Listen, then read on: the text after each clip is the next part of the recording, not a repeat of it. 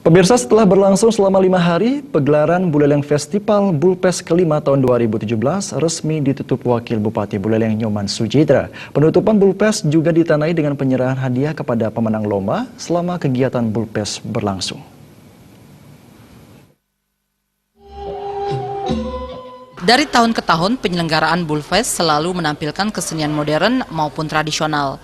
Hal ini terbukti dengan banyaknya kesenian tradisional dan modern disuguhkan selama 5 hari berturut-turut di semua zona yang ditetapkan panitia.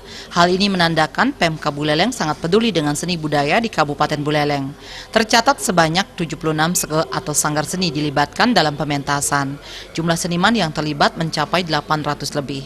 Buleleng Festival juga menghadirkan beberapa kesenian tua seperti Janger Menyali yang merupakan kesenian hasil rekonstruksi drama gong hingga gambuh.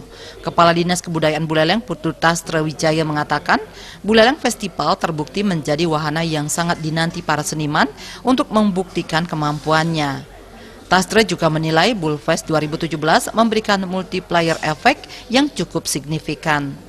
Stan-stan kaki lima di arena Bulfest berhasil berjualan dengan nilai transaksi mencapai 960 juta rupiah, stan UMKM mencapai 851 juta rupiah, dan stan kuliner mencapai 665 juta rupiah, sehingga total transaksi mencapai 2,4 miliar lebih.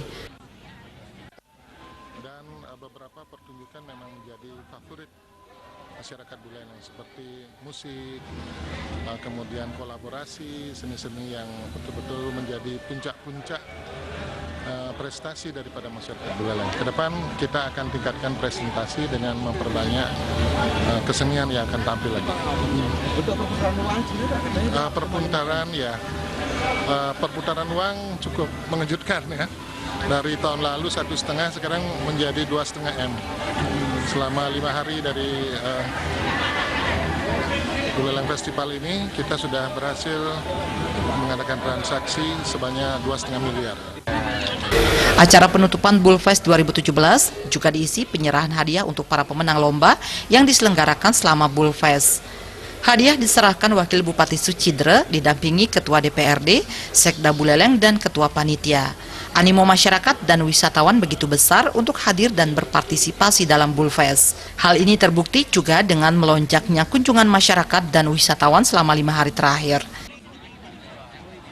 Yang mana kita memiliki kunjungan sampai 90.675 orang.